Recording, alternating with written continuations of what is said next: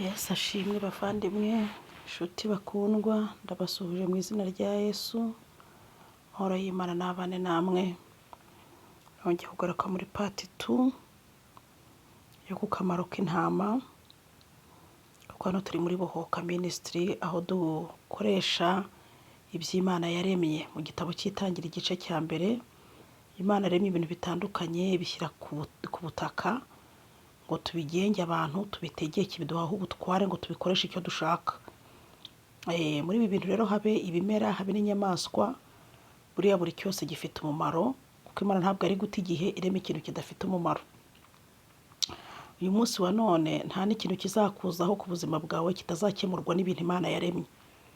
Kugira ngo abantu bumve iyo logique bizagorana, bitewe n'uko hari abantu bagiye barya uburozi bwo mu madini agiye atandukanye. Naho kugira ngo dusome icyo ijambo ry'Imana rivuga bari cyo tugenderaho, bikarangira abantu tugiye turya uburozi bwo mu madini agiye atandukanye, bakakwereka ko nusoro umuravumba urabukoze icyaha kitababarirwa, kandi uyu muravumba si we wawuremye, ntiwaje uwusanga ku isi. Rero ndagira ngo dukomeze umumaro w'intama. Twavuze umumaro w'ibiti byinshi cyane ugenda ubona n'ibyo mutera mu rugo, ukuntu bishobora kudufasha kwihumanura no kwibohora, tukarushaho kugira roho nziza ituye mu mubiri mwiza, kandi tugakorera Imana, tukubaka ingo, tukabaho, tugakora imihamagaro yacu twishimye tumeze neza, kuko niko Imana igambiriye. Inyenyeri zacu zikaka, iz'ubuzima, iz'imitekerereze, izo gukora, n'ibyo bintu bibe hano kuri Apostle Zeno Official.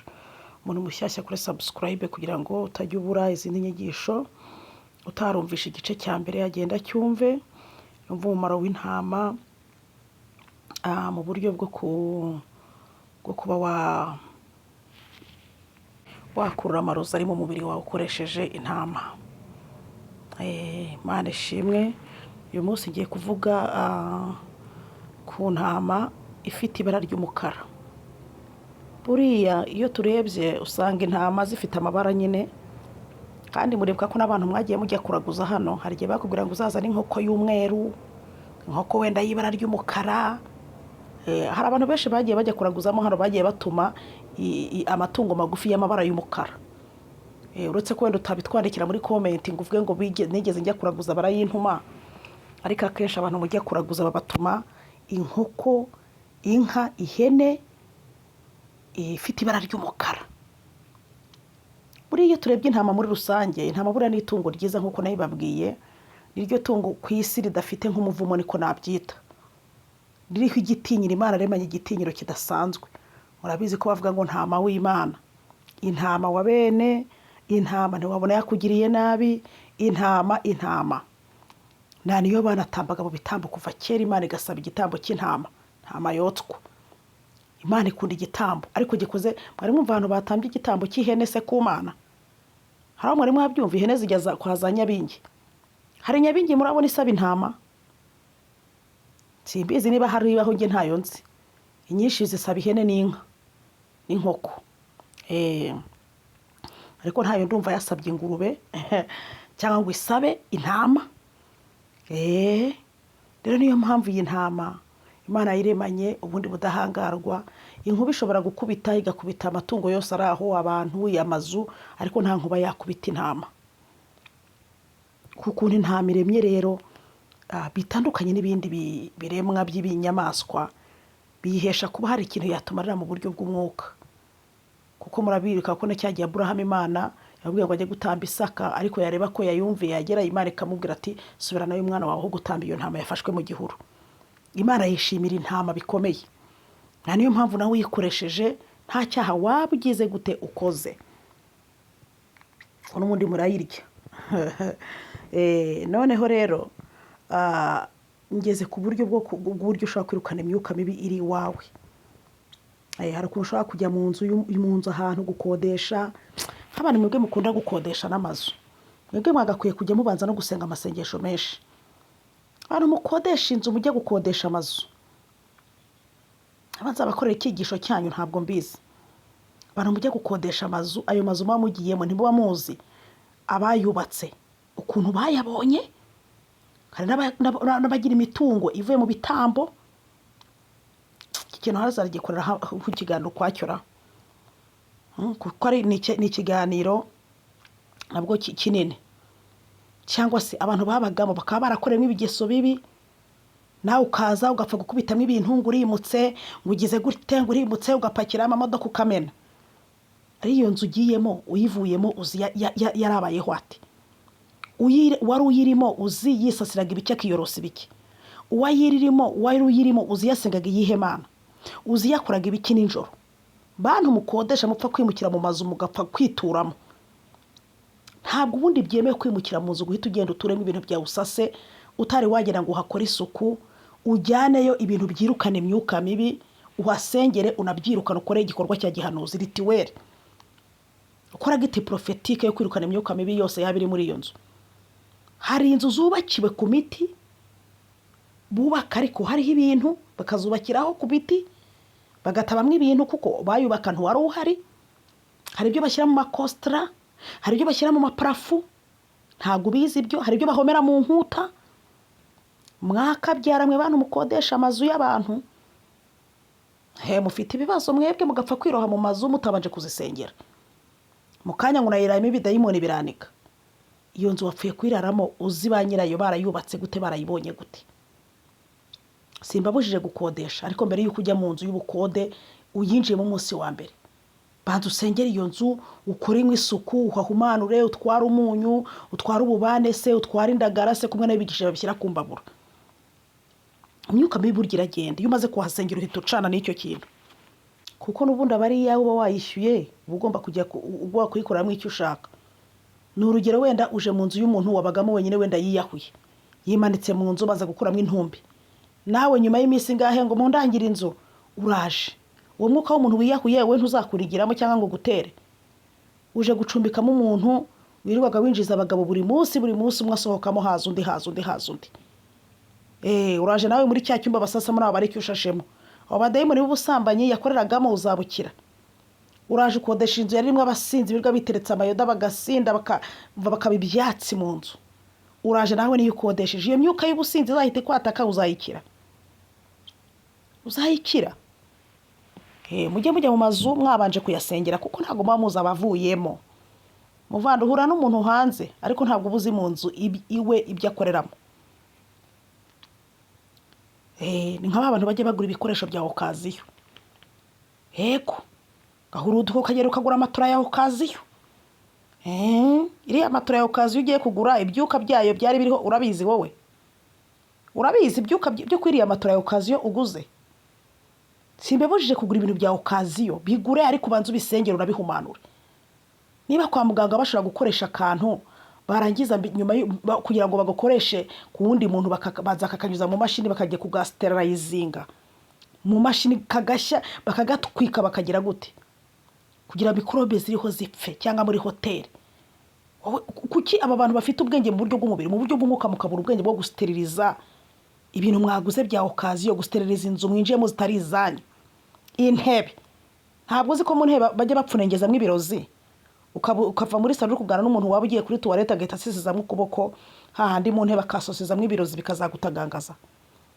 Nawe upfuye kugurura yoyo turetse mu rugo. Ko rwose ngo naguze okaziyo, ngo naguze ikintu cya make, ngo naguze matora ya make, ngo ni runini. Biriya bintu mugenda mugura byakoreshejwe, muba musabwa kubanza kubisteriliza mu buryo bw'umwuka, mukagira gute, mukabisengera. Ahangaha n'ubundi impamvu ndi kuvuga ibi bintu nuko n'ubundi ari bijyanye no mu mazu mugiye mutuyemo. Hari igihe ujya mu nzu y'umuntu y'abandi yubatse utazi ibyo bayubakiyemo, cyangwa se mu byo bashyize mu makosta no mu parafu. Icyo gihe kugira wirukane imyuka mibi ituyemo rero, we fata yambabura yawe, nurangiza ujye ku ntamu yogoshe y'umukara. Buriya bwoya bwayo murazi ko n'ubundi no mu nganda babukoresha bakoramo amakote na bino biringiti bishyushye n'ibiki byose mu nganda barabikoresha. Nta kintu kiri ku ntama kidafite umumaro. Ubwo hari umuntu uvuze ngo umuntu yakogosha intama, hano muri comment ahise asimbuka. Intama ntabwo ujya ubona mu nganda bazogosha se, izo borora bakazogosha, biriya pamba siryo bakora mu ibikuvurere twiyorosa n'ano makote ari mu bwoya. Buriya bwoya si ubw'intama bwinshi. Warangiza ubwoya bw'umukara ariko nibwo uzakoresha ku ntama y'umukara, ubundi uzubutwike. Uriya mwotsi wa buriya bwoya uratambagira mu nzu hose, nyine imyuka mibi yari hari kavamo. Ibintu by'imyotsi ntabwo mubizi ko twanabibonye muri Bibiliya muri Tobi 6. Tobi 6 ririya somo rya Tobi riba muri Bibiliya ntagatifu. Muri zino Bibiliya zera biriya bitabo ntabwo babishyizemo, ariko byose ni ijambo ry'Imana. Muri Tobi 6 harimo igice cya 3 harimo ubuhamya bw'umukobwa wahoraga gushaka umugabo umunsi bashyingiye umugabo w'agapfa. Ashyingirwa inshuro 7 buri mugabo wese agapfa. Yavuwe n'iki ku mugabo wa 8? Marayika yaraje abonekera uwo musore ngo genda umushake. Dayimoni hora yica abagabo ntizagutera ubwoba, nta kizagutwara. Ugenda uroba ifi mu nyanja, nurangiza ifu yibage, ukuremo agasabo, umutima ubanza n'amara. Nurangiza ucane, ushyireho uyotse umwotsi wayo, unukirize kuri uwo mugore, ngo roho mbi zose zimutuyemo zizamusohokamo. Niko ijambo ry'Imana rivuga. Uyu mwotsi w'ibi bintu ducana, mwebwe umuntu arababwira mukamupinga, mwarangiza mukajya mu bapfumu, ukajya kuraguzayo, Imana ikakubona nabi, ukishyura amafaranga y'indega kamere, utanazana no mu murimo w'Imana gushyigikira abakozi b'Imana dukora umurimo w'Imana tumeze neza. Ukajya kuyashyira mu bicano byo kwa za Nyabingi no kwa Ryangombe, n'ubundi warangiza ukabona iteranyije n'iki n'Imana. Twirirwa tubyigisha hano ngo bitore ku isoko, ifu yigure ku isoko, ugenda uyikoresha ntiwumve. Intama ugenda aho babaze wisabira ubwoya bw'inyuma byagutwaye, cyangwa nawe uyigure uyogosha bitwaye iki? Ariko utiteranyije n'Imana. Imana yanga ko hari umuntu yibangikanya. Imana irafuha. Ahangaha nta yindi migenzo n'imihango baraba bagukoreyeho wowe nyir'ubwite, cyangwa ngo uyimena uyivusha amaraso. Oya, ibyo kuvusha amaraso ni bibi, ni bibi. Ku kintu cy'umwotsi nababwiye n'ububane n'indagara kuziterera mu mbabura abadayimoni bakagenda. Hano rero ntabwo wabura ikigufasha mu bintu byo kwirukana imyuka mibi mu nzu iwawe. Ububane no mu kiliziya kwa padiri murabukoresha. Bagize ngo iyo padiri ari kubutera kwa kundi abutera abakristo azegura kuri aritara bari kugira ute? Ni ukwirukana imyuka mibi mu kiliziya itaza kubabuza gusenga, ikabarangaza, igatuma mugira gute? Yego, ububane bwirukana imyuka mibi mu nzu, mu mahoteli aho ukorera. Iki byose umunyu nuko uragahumana, ugakoropesha, ugatera. Si ibintu Bibiliya ivuga. Noneho ku bantu rero ubwo mwabyumvisha abantu mugenda mutura mu mazu, ayo mazu wenda mutarayubatse, cyangwa se ukayikanga ko hari ibirozi bitabyemo, we fata imbabura yawe ushyireho ubwoya bw'intama, ariko nk'intama y'umukara, ubwoya bw'umukara, uwo mwuka utambagire mu nzu hose, ibyo byuka bibi bizagenda. Ku bantu mufite rero nk'ama business mukabona byarabacanze, abakiriya ntabo mukibona, basa naho bagiye, fata nawe imbabura ucunga abakiriya batashye. Si wawe hari ugutegeka isaho ukingira, ushobora no kuzinduka cyangwa uwo munsi ukararamo, bigutwaye iki? Ariko upfa kudatinza mwimbabura ko yakuzi yuko imbabura iyo uyifungiranye n'umuntu urimo ushobora gupfa kubera iriya monoxide de carbone iba mu makara. Satani atazagusabiriza ukabikora ugasinzira ukibagirwa, ugasanga umuntu yapfuye mu ishop. Fata imbabura ushyiraho amakara, nurangiza ugire gute, utereremo amoya y'intama ariko y'umweru. Intama y'umweru niyo mpamvu nabwiye nti buri bara ry'intama rifite icyo risobanuye. Intama y'umweru ni wowe niyo uzajya gushaka niba ufite business, kubona abakiriya baragiye. Ko buriya bwoya bw'intama buzabungana niko abakiriya bazajya bisuka. Bufata ubuterere mu mbabura, uwo mwotsi utambagire wose ukwire mu ishop, buri uriya mwotsi ukurura ikirere cyiza. Ugakurura n'igikundiro kuri wowe. Abakiriya bazaza ntabwo uzabona aho uzaba kwiza. Ubwo simbarangiriye umuti abantu mukora ama business, mutiriwe mujya mu bapfumu ngo mugiye gushaka imiti y'abakiriya. Wanasanga ari nibi bajye babaha ndi kwigisha hano, ariko ukajya kubigura ukubibona wabyishyuye, wanikonegise n'imyuka yabari y'abantu. Ubu kujya mu bapfumu ubona ari byo byiza, cyangwa ibyiza no kumva ibyo bakozi b'Imana Imana yadutumye tubigisha mukabikoresha. Ubu intama nayo kubona ubwa bw'intama nabwo ni ikibazo. Muzajya kogosha intama z'abandi. Muzajya kogosha intama z'abandi bazabakubitiraho. Abantu mutazifite mutazogosha intama z'abandi bakabafunga. Uzajye kuyogosha wasabye uruhushya nyirayo. Tazatambuka mu gihura ahantu ukajya ku ntama y'abandi ugiye kuyipfura ubwoya. Ugiye kwipfura ubwoya bw'umukara cyangwa bw'umweru, ugasanga baragutambikanye tudora umurozi uri kuturogera amatungo cyangwa agiye kuyiba. Nuko ubushaka mu buryo buri discipline. Ubundi warangiza aho ucururiza nyine yebane abakiriya bakimena. Ako kotsi kagatambagira mu ishop, kamara gutambagiramo warangiza imbabura kayisohora nyabone kutazarana n'imbabura ugapfira mu ishop. Nta muntu arana n'imbabura mu nzu ngo afunge. ariya makara monoxide de carbone irimo ikurura ikwega, kuko amakara yatswa n'umwuka, ikurura cyane cyane uyu mwuka duhumeka ikaba yawukumaramo. Kuko n'ubundi uwo mwuka ntabwo wakora neza hategetseho. Ushobora kuyicunga yamaze gufatwa ukagenda ukayitereka mu ishopu, warangiza ugatereramo ubwo bwoya bw'intama y'umweru n'ikurura ikirere cyiza, warangiza ukabufunze wenda ukigendera hanze ugahugiriza nk'iminota 10-15 cyangwa 20, warangiza ukagenda ugafungura imbabura ukayiterura ukayitereka hanze, noneho warangiza ugafungura niba ari imiryango, niba ari amadirishya, niba ari iki, cyangwa niba uri utaha nyine iyi mbabura ukayicyura iwawe. Nuko bimeze. Tazagira umuntu ukora ikosa ryo kwifungiranamo n'imbabura ngo mu ishopu ngo abantu batambona, imbabura ukagucura umwuka ukarara upfiriye muri iyo shopu. Nta muntu urarana n'imbabura mu nzu cyangwa ngo yicarane nayo mu nzu.